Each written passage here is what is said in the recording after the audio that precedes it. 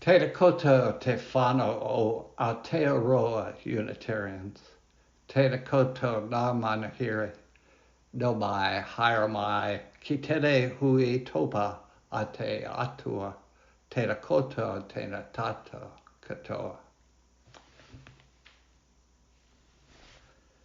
Welcome to you all to our virtual service. Worship has many purposes, and one of them is to invite reflection. Today's reflection is on knowing who you are, where you are, and what you're trying to do or be. My opening words are by David Breeden, a poem called There's No Binary. The road not taking is not a fork. That's too simple a thought. Flipping some coin, either or. Nope, it's not this or that, no or yes. It's nor, neither, and all of the above and more.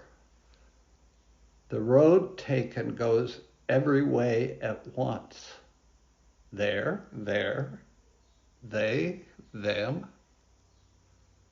Go now, live.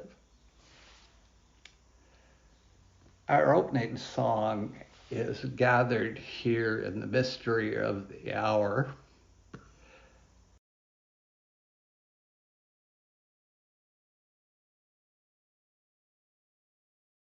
If you have a candle or a chalice, it's time to light it. All that we have ever loved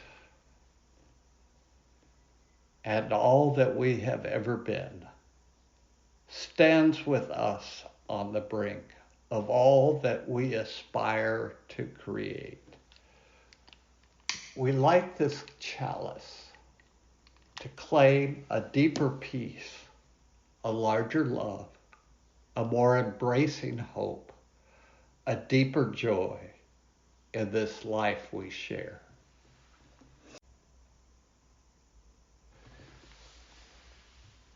Well, I light a virtual candle for those joys and concerns that are in our hearts but unspoken.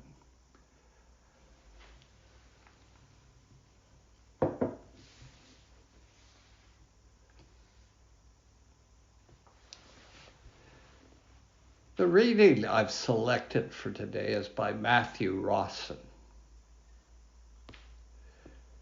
There is no one like you, never will be again. From the birth of the earth to its outermost end, you, an eager shout, a sacred yes that moves your flesh, your bone, your breath.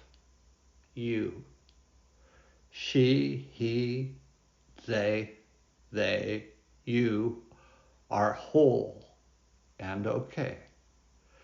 Gracefully teaching your truth and your way. You cannot be forgotten. We cherish you so. Your voice and your hands can do more than you know. You see old things anew.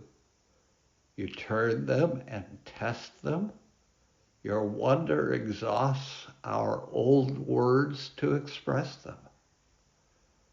You speak and lay bare all you dig up and hold, aloft from the dust of conventions grown cold. You upend every rock and pursue every glimmer, and give a new name to each sparkle and shimmer. You chart out new paths, go beyond our horizons, new friendships, new stories, your hope always rising. You, welcome and wanted, whatever your skin, whatever the neighborhood you were born in. You play across fences that keep us divided.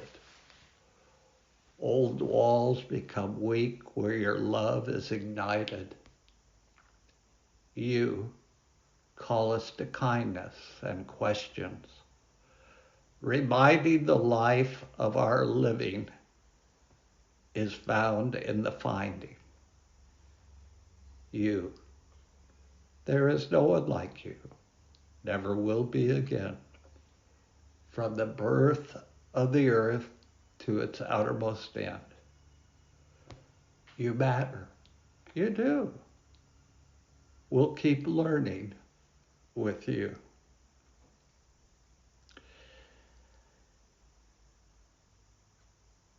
Our next song is My Life Flows On in Endless Song, or How Could I Keep From Singing?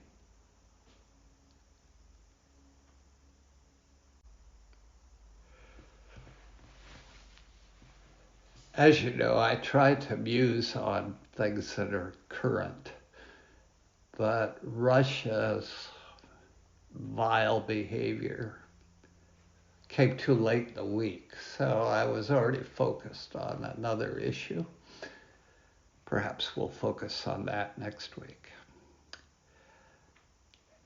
I entitled this week's musing as It is Impossible to Step in the Same River Twice.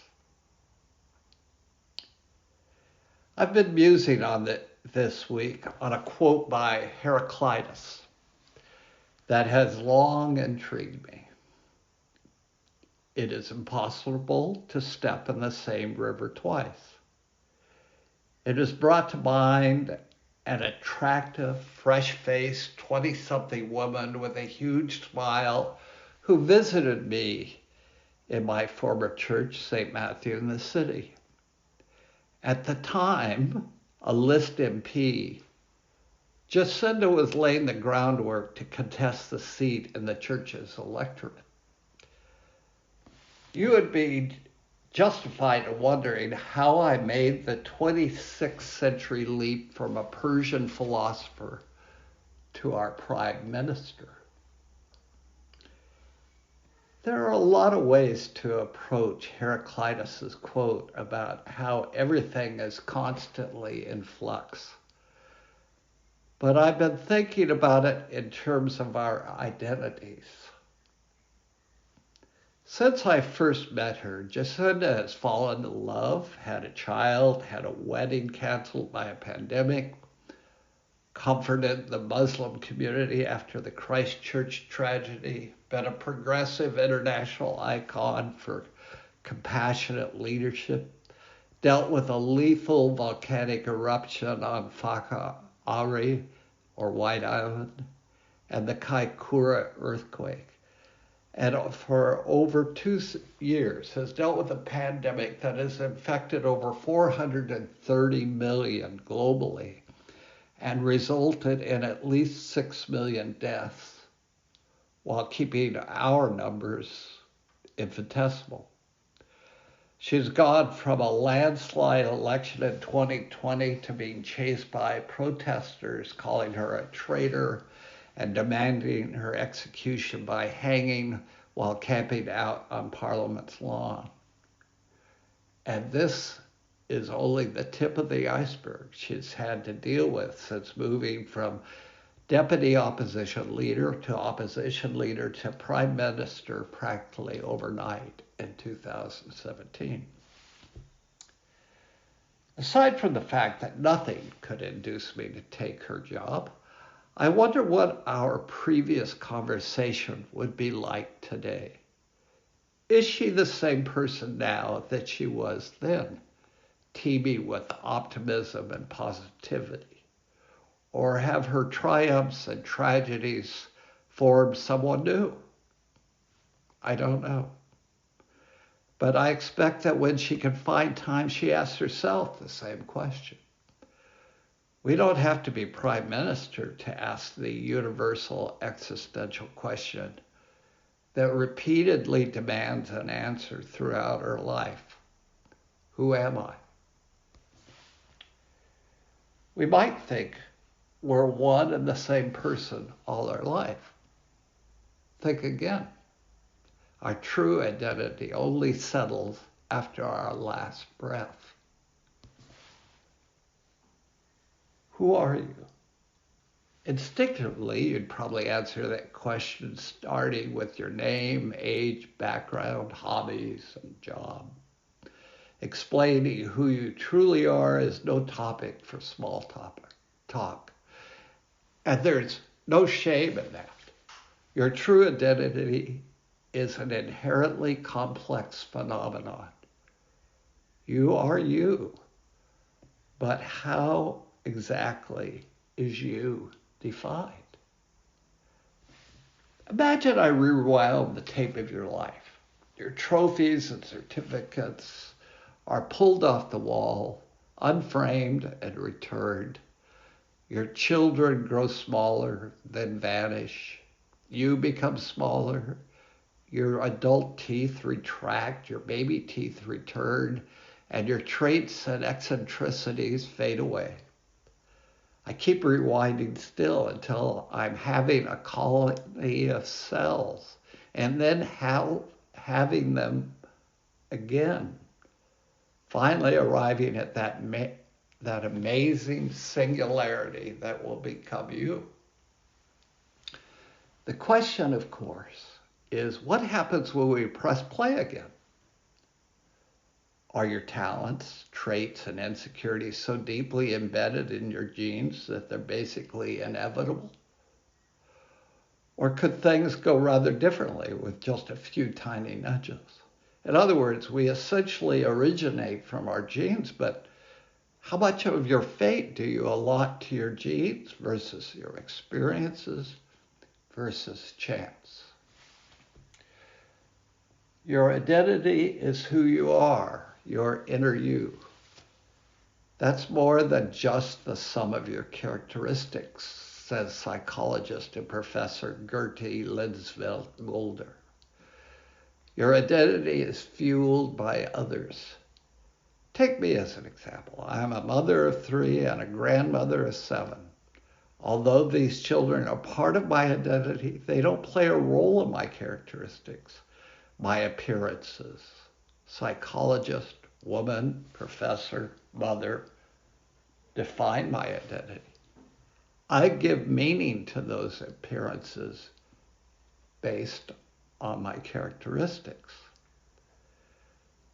The development of your identity starts with the name you were given, your own family, your parents, and possibly brothers and sisters. After that, it's the schools you attend, the friends you make, the clubs you join, the sports you play, and so on. But how exactly does that correlate? First off, you're born with a natural aptitude for certain character traits. Linsfeld-Mulder continues, all your life you're exposed to situations that strengthen or weaken your natural aptitudes. This way your identity develops. Parents play a big part in this development. Let's say you're curious by nature. With anxious parents, your curiosity will weaken.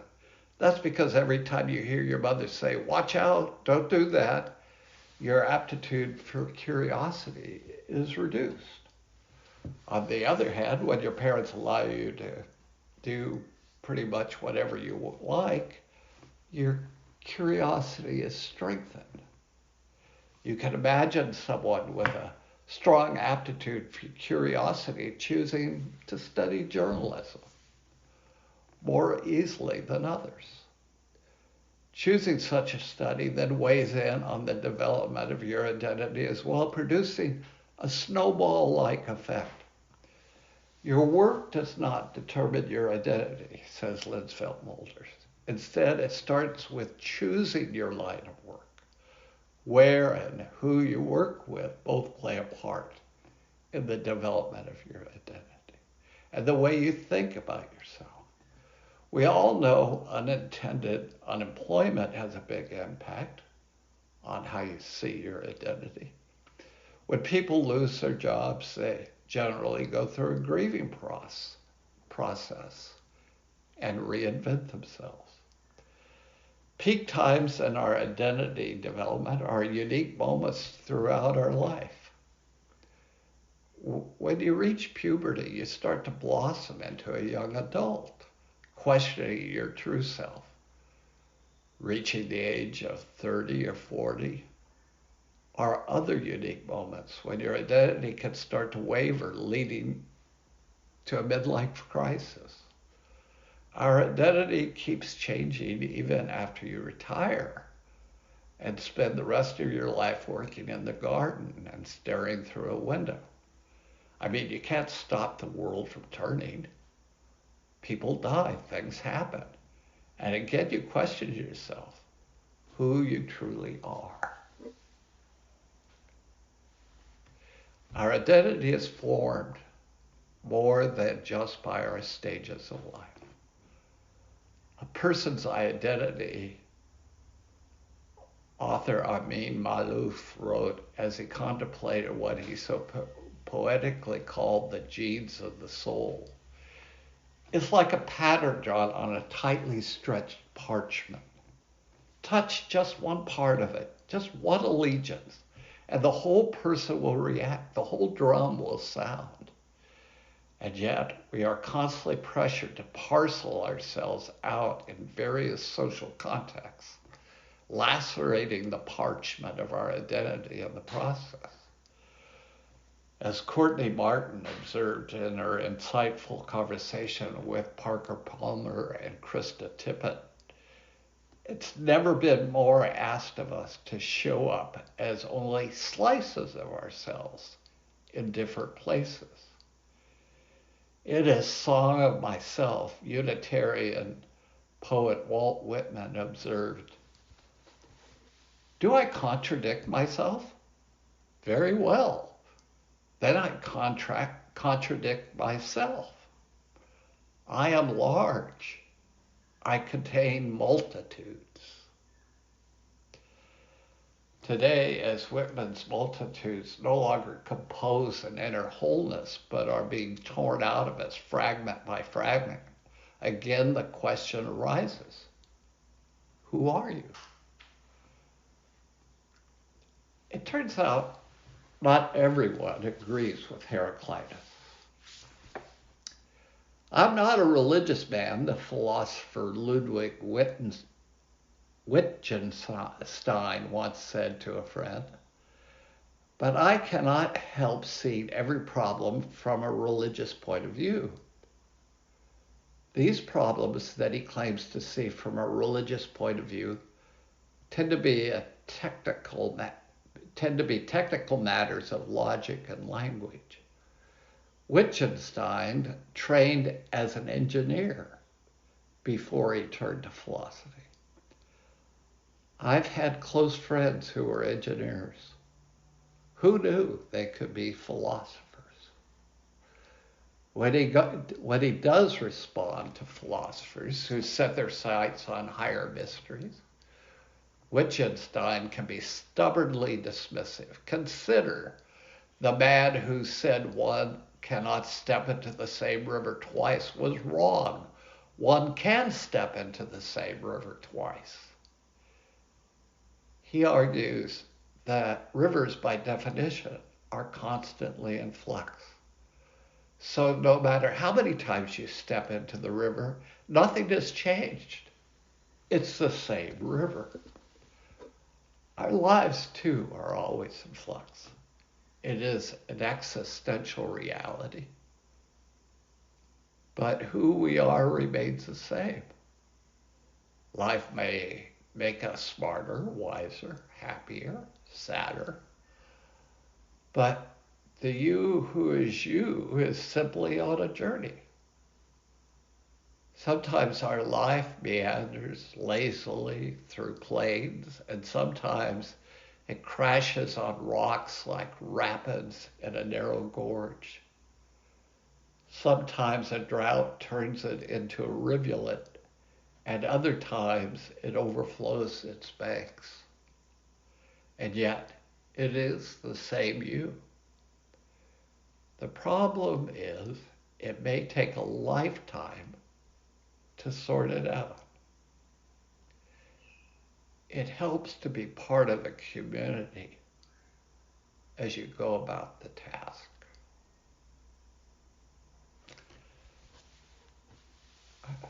Our closing song is We Are.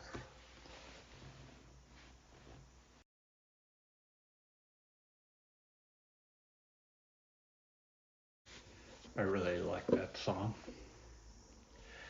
My closing words are by Margaret Wheatley. We never know who we are. This is strange, isn't it? Or what vows we made, or who we knew, or what we hoped for, or where we were when the world's dreams were seeded. Until the day just one of us sighs a gentle longing, and we all feel the change. One of us calls a name, and we all know to be there. One of us tells a dream, and we all breathe life into it. One of us asks, why? And we all know the answer. It's very strange. We never know who we are. And now if you have a candle or chalice, it's time to extinguish it. We extinguish this flame, but not the light of truth, the warmth of community, or the fire of commitment. These we carry in our hearts until we are together again.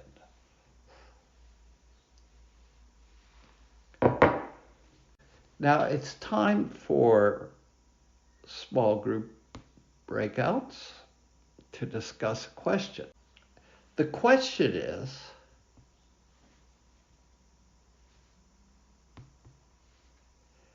what have you come to know about who you are? What have you come to know about who you are?